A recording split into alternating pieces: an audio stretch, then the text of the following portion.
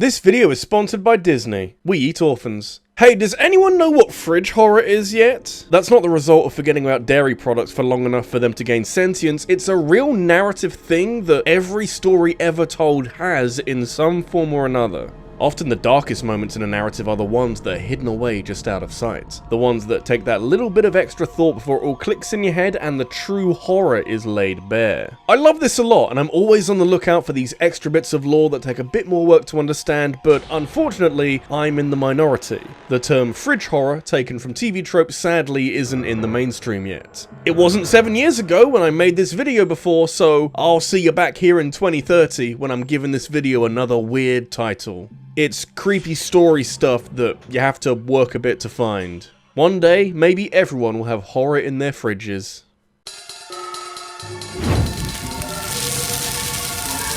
You might think that the best place to start in this video would be with a Kirby game. Those games are infamous for their cutesy appearance that only somewhat hides the horrors that are so desperate to burst out and run wild. It's kind of their thing, but it's so telegraphed at this point in time that you do end up playing a Kirby game with one suspicious eye on the lookout for potentially creepy things. So we need to go subtler, and thankfully such a thing exists, which definitely falls more on the lore side of things instead of just having a character become a monster later in the game. Kirby 64 is relatively tame by Kirby standards, possibly since the devs were too busy grappling with 3 dimensions and didn't have much time to spend on disturbing characters. However, the game's final boss is one of the more significantly creepy moments, with Zero 2 bleeding from his big dumb eyeball when you shoot at it. That's like the main thing though. There's nothing too subtle about a particle effect that you'll see dozens of times throughout this fight. What is considerably more subtle though is what you end up seeing later in the fight, because Zero 2 technically has 4 different weak spots depending on what side you're facing, and on the reverse side to the eye is this little bandage which, while cute, doesn't really fit with the spectacular premise of the fight and Zero 2's very serious, almost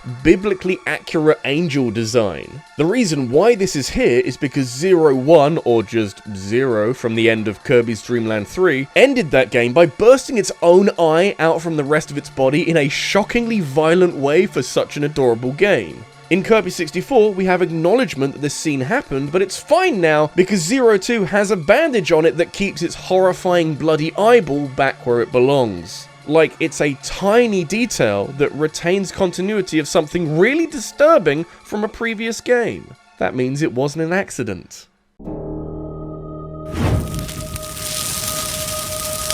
The Portal games are quietly incredibly fucked up. That's kind of Valve's thing, I suppose. They can't tackle any subject matter without making it weird and having an extra layer of social commentary that highlights how shitty the world can be sometimes. Portal is their dry comedy series though, and while you'd think that this fact would perhaps exclude it from creepy moments that are all too real, I think you're forgetting how messed up Aperture Science's practices are. Within the games themselves, you never get too much lore on your main character Chell, but we do know that the start of Portal 1 sees her wake up in a test chamber, and then she's thrown through trial after trial for the rest of the game. The time jump between Portal 1 and 2 is intentionally left vague, since the end of Portal 1 kind of implies some kind of big destructive event, but by the time you do wake up at the start of Portal 2, it has been a while. Well, yes and no, because the very start of the game has you in this hotel room, which is a significant upgrade on the tiny room you had at the start of Portal 1. You're put through your paces and then told to go back to sleep, but the next time you wake up... Good morning. You have been in suspension for 9999999. The first chapter of Portal 2 is a classic misdirection, since before you can even take in your obviously decayed surroundings, Wheatley bursts into your life and steals the show for quite literally the rest of the game. He has a few comedic bits to break the ice, but they also highlight both how insanely long Chell has been kept in stasis, and also how fucked up she could or probably should be by this process, stasis or not. The robotic voice before Wheatley shows up isn't able to put an exact number on it, but there's estimates online relating to all the 9s indicating days, which would be at least 270 years. Portal 2 The Final Hours seem to hint at the time jump being more like 50,000 years, which is ridiculous really, but honestly, any time gap aggressive enough for vegetation to grow throughout a secured underground facility, yeah, it's been a fair while. Not to mention that Wheatley says there's 10,000 vegetables down here with you, so you're not alone on this huge time displacement adventure. Do you reckon they still have apples in the future?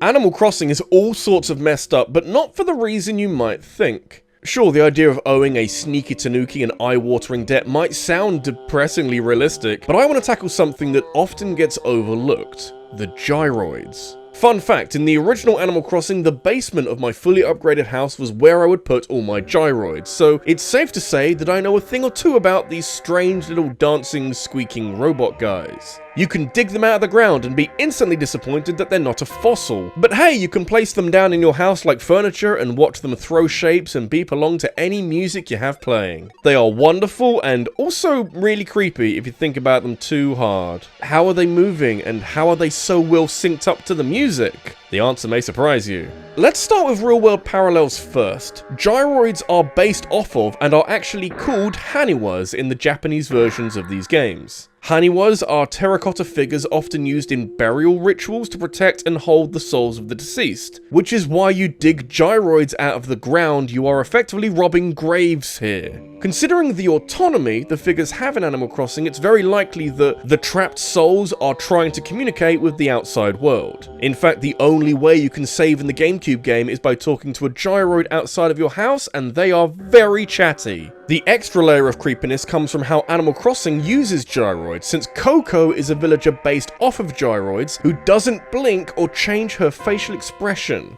And even better, the first game would punish you for resetting when visiting a friend's town by turning your face into that of a gyroid. There has to be a link between gyroids and where your soul goes? Did Coco visit someone but forget to save? This is what happens when you don't pay your debt off in time, isn't it?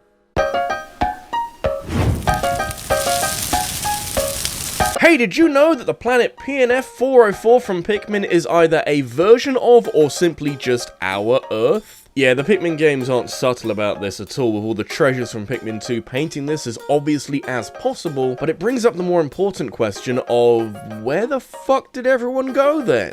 I know Olimar and his friends are small, but you'd think there'd be at least some kind of sign of a giant civilization inhabiting this world. If there isn't any more, then what world-ending problem got rid of them? I've talked about this before when I made my previous video several years ago, but we've had a new Pikmin game since then, and now we've got more to think about. So if we assume that PNF 404 is Earth, or a parallel of Earth that humans once lived on, but they were wiped out by something or someone, there are stages in Pikmin 4 that are concerningly helpful with this theory. The first 3 stages in the game are kind of tame, with only passing signs of human life, like the sandcastles in Serene Shores and the gardening tools in Sun-Speckled Terrace. Then you go inside someone's fucking house! Hero's Hideaway is so bold for Pikmin as you explore a human-sized house with human-sized decor that does a damn good job of practically confirming that humans once roamed the lands. What gets me though is how Hero's Hideaway spells out how recent the world-ending disaster was. The house is abandoned but looks in pretty good nick. The living room looks occupied and the kitchen is clean and even has washed tomatoes in the sink.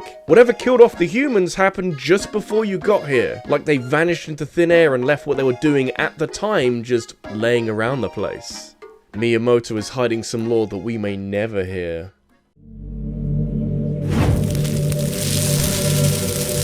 Doki Doki Literature Club is simultaneously the most subtle game ever made, and somehow also as subtle as a slap to the face when it wants to. This kind of polarity is very helpful for hiding secrets, since while I would love to pay attention to every tiny detail in this game, I'm a little too occupied watching the very fabric of Doki Doki Literature Club unravel before me in record time. It's fine though, because that's the point. As characters begin to die and Monica takes over the whole show, it's done deliberately so that you don't notice certain things happening in the background. Natsuki is, in the grand scheme of everything, the least important character in the game, so much so that she doesn't even get an on-screen death. DDLC is so occupied with laying the foundations of Monica's takeover and Sayori and Yuri's deaths that it mostly glosses over Natsuki's story and especially her backstory. Well, apart from a few poems. They aren't too subtle.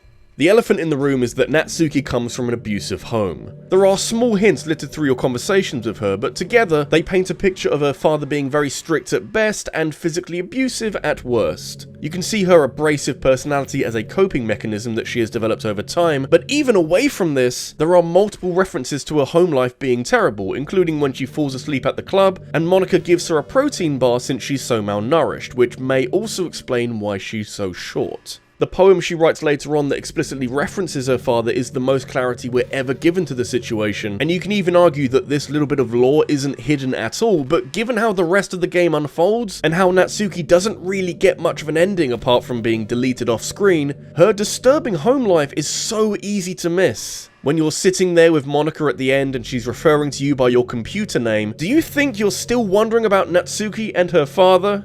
Sure sounds like Monica won in the end. Just how much nuance can you expect to find in a zombie video game? Well, it depends on how all the zombie shooting is framed and if the game has any kind of focus on storytelling, and you'd have to say that The Last of Us cares a lot more about world building than just shooting some enemies. I feel like the game's glossed over how the zombies are created and how they spread, and thankfully, the TV show addresses this in literally the first scene of episode 1. The virus in The Last of Us isn't a typical pathogen and is actually spread by cordyceps fungi, which gives the outbreak its incredible durability, and it gives the zombies their trademark funky face growths. But how zombified are the poor victims of the cordyceps? Well, that's not a fun answer. Yes, despite acting like mindless, fully converted zombies, the infected in The Last of Us are still conscious of their actions. Remember that the cordyceps fungus exists in the real world and mostly makes the lives of ants an absolute hellscape. But in the early stage of infection, the fungus doesn't completely take over the brain. In The Last of Us, you can find several early stage zombies who cry and wail as they are all too aware of what they're doing but are unable to control it. It isn't until later stages like clickers and bloaters that the brain starts to become overwhelmed and the infection advances to show growths on the outside of the body. Either way, that's a slow, agonizing brain death for any victim of the fungus. It also means that most zombies you kill are more human than you'd think, and by shooting them, you're mostly just putting them out of their misery. Just the absolute worst kind of depressing.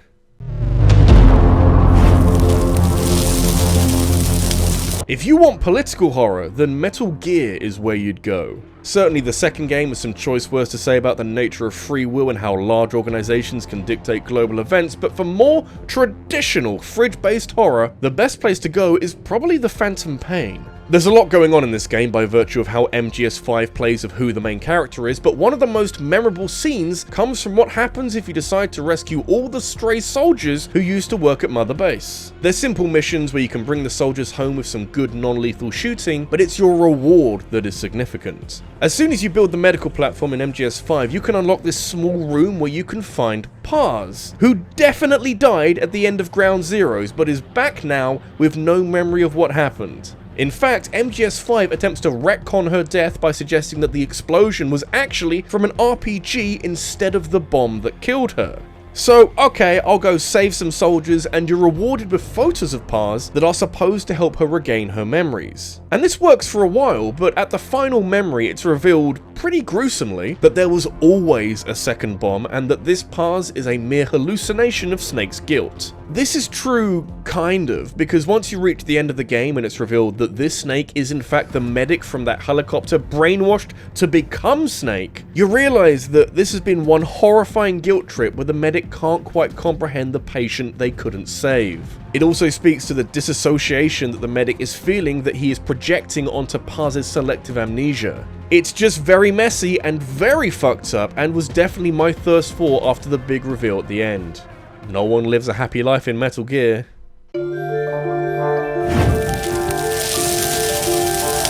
If this video is all about highlighting the subtler sides of background information, then all of the creepy Pokédex entries basically wouldn't be worth talking about. I'm sorry, but they've been done. There's hundreds of videos and articles out there that talk about how Yamask has the soul of an actual person in its mask, and how Hatrem will quote-unquote silence you violently. Okay. Look, it's wonderful stuff, but it's not subtle enough for my tastes. That is until we look at Foongus and Amoongus, who don't give off too many creepy vibes unless you're traumatized by Amoongus's presence in competitive battling. Checking their entries explains that their Pokeball design is intended to mislead Pokemon, which I suppose makes sense, but like, surely not, right? Why would wild Pokemon care about a random Pokeball lying on the grass? Amoongus's white Pokedex entry states that very few Pokemon are fooled by this. Honestly, who would care about a random Pokeball on the ground that you might want to pick up? Oh. Actually, no, this isn't some kind of moment of realization. Why are these Pokemon trying to deceive humans? Other Pokemon wouldn't care about Pokeballs, but humans would want to investigate further, so for some reason, Foongus and Amoongus have this bizarre natural defense against trainers? What's their beef with trainers? It's not like it's camouflage to avoid human contact. If anything, it's basically the opposite of camouflage, since in a forest, a Pokeball is absolutely drawing attention to itself. We'll never get an answer as to why this line of Pokemon is so angry at trainers, but we do know from other Pokedex entries that they are actively hostile towards anything that disturbs them. Well, at least we know what kicked off the infection in The Last of Us.